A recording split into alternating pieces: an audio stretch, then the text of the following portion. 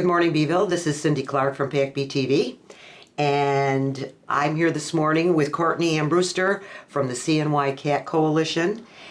And good morning, Courtney. Thank you for stopping in and taking your time and joining us this morning. Thank you. And who have you brought here? This is KAZOO. He is one of our adoptable kitties here with the CNY Cat Coalition. He's almost 3 years old. He was rescued when he was almost 1, and he had a great home, but unfortunately they had to return him after about 1.5 years, so now he's back looking for a new home again. Well, he's a very handsome boy. Mm-hmm. Now, you said he's a little over 3 years? Almost 3 years. Almost 3, okay. Should be 3 January, February. I can't believe how he's just dealing with this little coat he's got on. He's just very mellow, very mellow. He's a very chill guy. Yeah, he really is. Loves to play, loves to snuggle, very high personality. He gets along well with all the other cats? He does. He gets along well with other cats. Sometimes he irritates them by trying to play with them when they don't want to, but he's a good boy. And he's ready to be adopted. He sure is. He's very, very handsome. So anyways, why don't you give us a little background about the Cat Coalition? Absolutely. So the CNY Cat Coalition was founded in 2002 by a number of longtime rescuers here in the Syracuse area who just really saw a need to have another organized rescue that could come together to both help cats like KAZOO here who needed homes, but also to really address the need for low-cost spay-neuter, especially for our low-income pet owners. So the Cat Coalition today, not only do we rescue, foster, and find new homes for over 1,000 cats in a year, we also operate the largest subsidized spay-neuter program for all of Central New York. And what that means is that we work with low-income individuals or people who just, for whatever reason, cannot access traditional spay-neuter. Even sometimes low-cost clinics that we have in our area are out of their reach. So what we do is we pay the difference.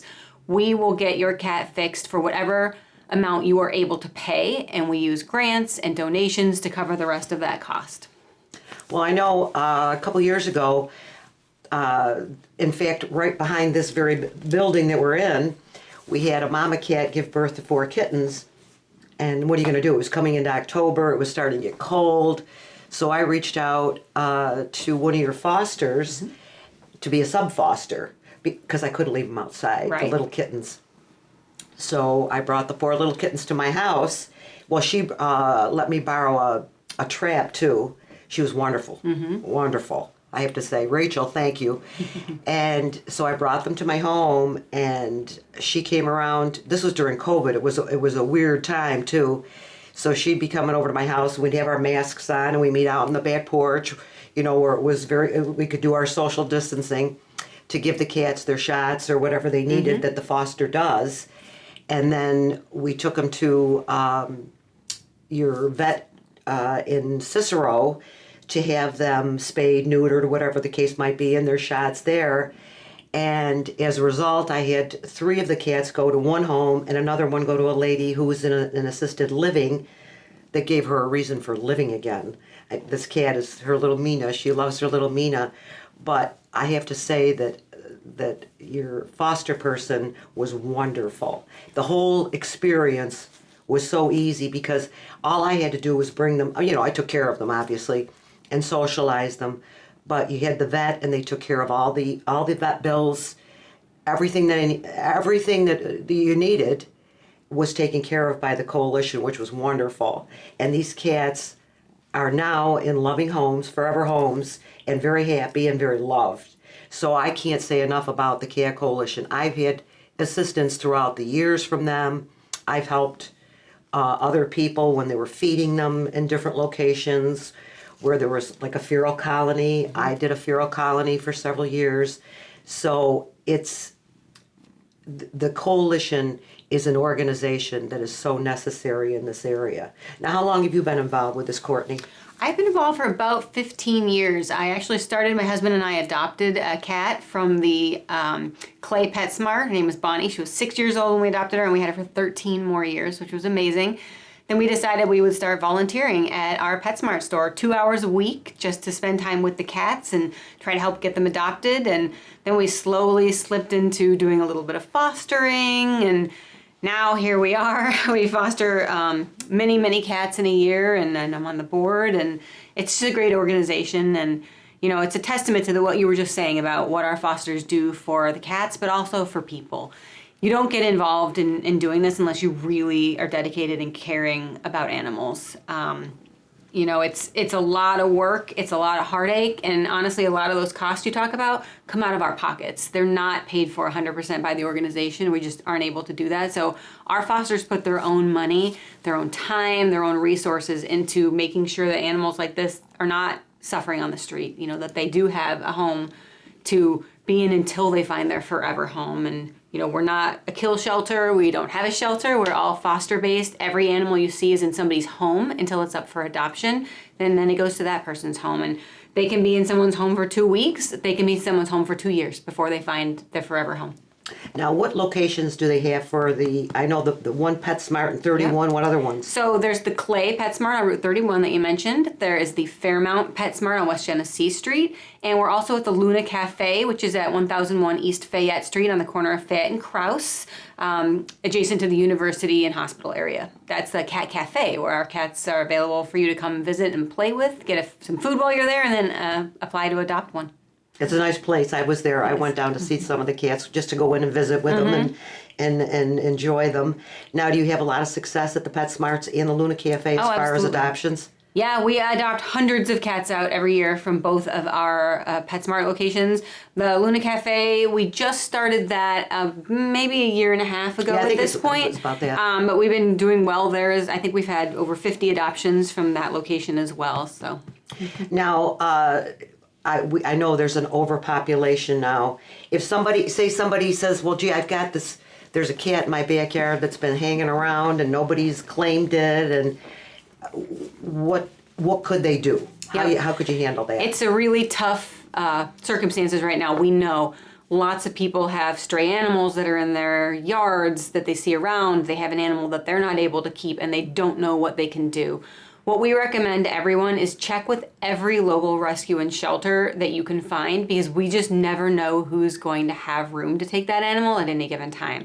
You know, again, we're a small foster-based organization. We only have a few dozen people who take cats into their own homes, and yet we still manage to do over 1,000 cats a year. It's amazing.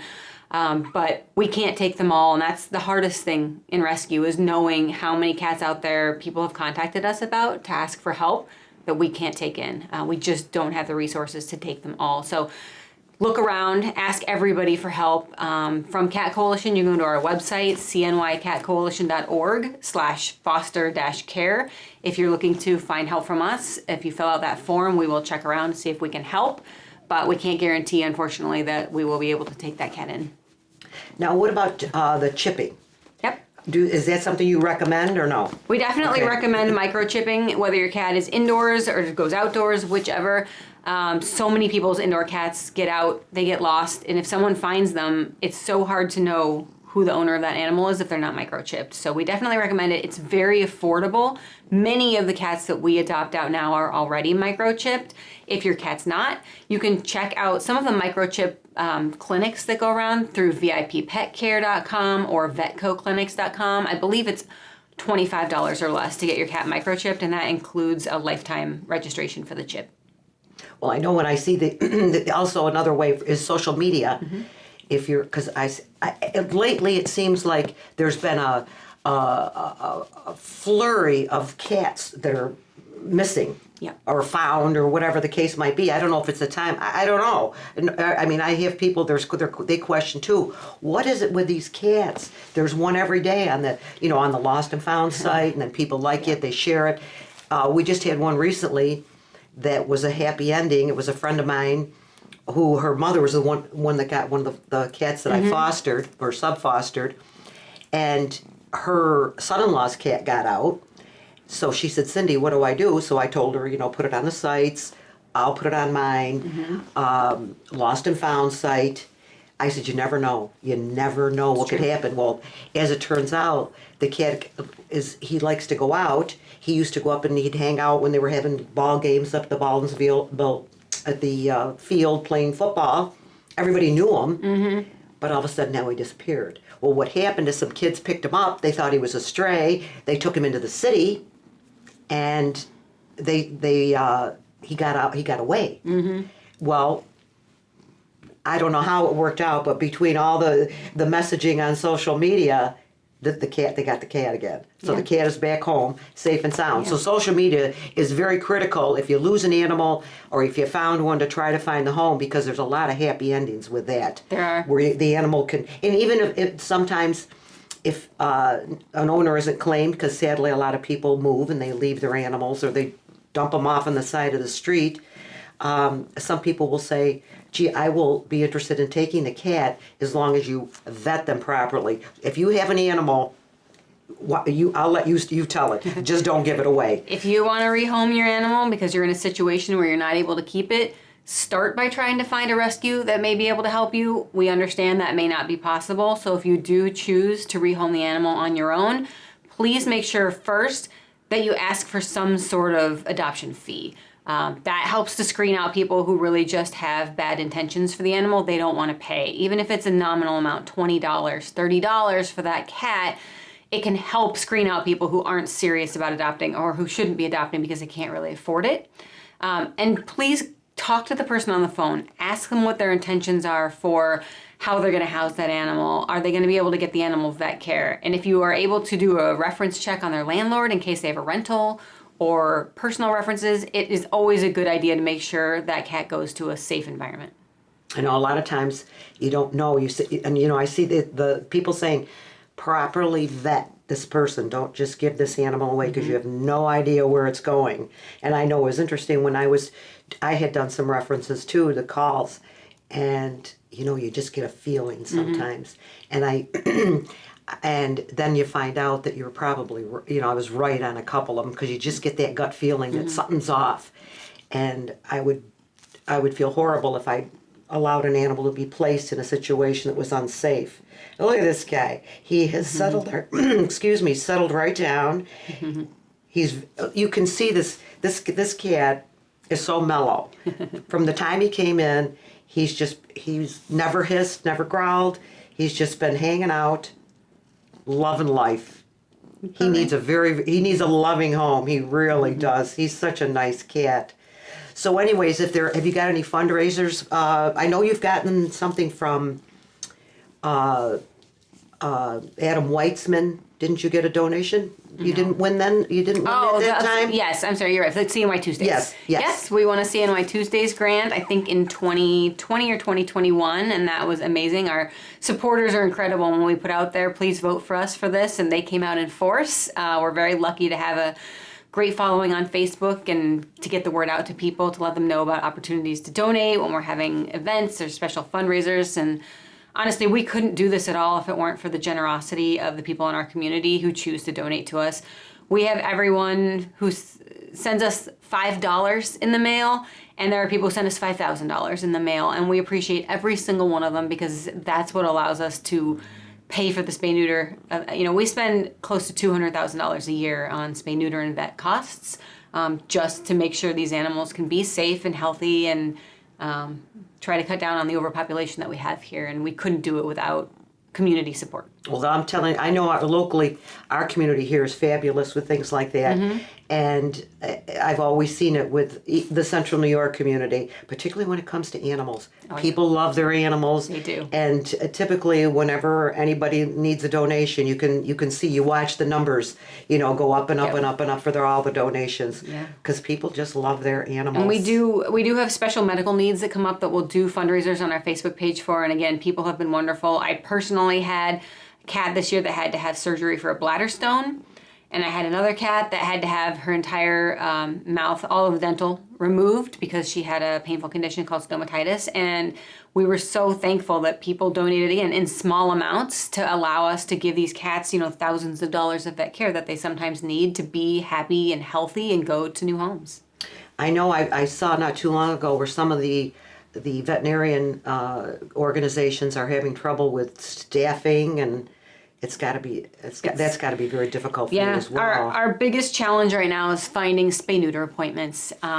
We work closely with 7 or 8 different private veterinarians and clinics. The Sands Clinic in Syracuse, that's Spay and Neuter Syracuse, they are a longtime partner of ours, and they are the only low-cost spay neuter clinic available to the public in the Syracuse area. They are amazing. They have amazing staff and vets and techs, but they have struggled so much with finding veterinarians and vet techs and assistants to come in and do the clinics. You know, if you look pre-COVID, they had more than 20 clinics a month. Now they might have 8. And that's 30 animals a day that they have fewer clinics that are not able to get fixed. So what I can say is if you are a veterinarian or a vet tech or even a vet assistant and you're willing to work 1 day a month so that they can have another clinic, you are changing lives. You are saving dogs, cats from lives that, you know, could have very bad outcomes. It is a paid position. It's not volunteering your time.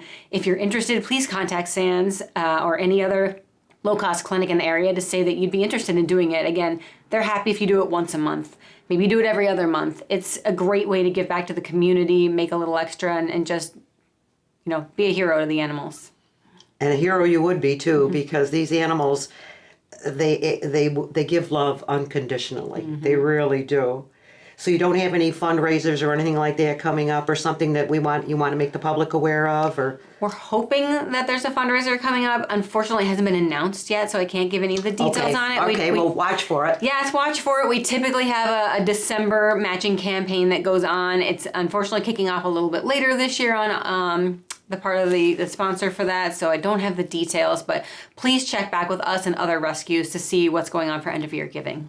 Well, I know that I always see posts on Facebook too, and pretty much everybody's on Facebook, or if you put it on Instagram or whatever, but watch for it on Facebook, like and friend them. Now, what's the website if people have questions about adoption, finding homes, finding low cost, where the numbers to call, the places to go? What's your website? So our website is CNY Cat Coalition.org. From there, you can find information on our adoptable cats. You can fill out an online application for a cat that you see on our website through Pet Finder, or any of our stores. You can fill out an online application. You can see opportunities to volunteer with us on our website as well. We're always looking for people who can drive cats to our spay neuter clinic partner in Cortland on Mondays, work in our volunteer at our 3 adoption centers, house cats in their own home. We also have a form online that you can fill out if you need access to low-cost spay neuter, or if you need help with an animal, whether that's rehoming your own cat, there's a stray in your yard, there's ferals that need TNR. You can fill out that form, and again, we will always ask to see if someone can help, even though we can't guarantee that every cat will get that help. Well, I speak from personal experience when I say that, like I say, your organization has assisted me many times. I have fostered a couple of times. Well, it wasn't through the coalition, but I did it on my own. You had no choice. You know, I had no choice, because you have to do it for the animals, and it is a rewarding, satisfying, wonderful experience. And I can vouch for personally that the animals actually are so grateful. They really, truly are. And when I think of my own cats, of course, I'm called the crazy cat lady in my neighborhood. I have 5 strays, rescues, whatever have you. And if they weren't with me, they would probably not have lived, because they were on the streets. And some of them were in some rough shape when I brought them in to take care of them. But it's so rewarding, and it really doesn't get any better than this. Now look at our boy here. He's going to sleep on me. I inspire people to do that. I talk and they fall asleep. Thank you. I appreciate that, KAZOO. And also thank you for Courtney Armbruster, who is the board president of the CNY Cat Coalition. She has taken her time to bring KAZOO in to talk about a wonderful organization. And she gave you the website. You want to give the website one more time? As always, CNYCatCoalition.org. And I should mention too, there's also an opportunity to donate through our website. You can see multiple ways that you can help support our mission to end cat homelessness and the cycle of overbreeding in our community. Beautiful. Thank you so much, Courtney. I appreciate it. Thank you. Have a great day. Have a great day, KAZOO. Thanks, KAZOO. Yeah.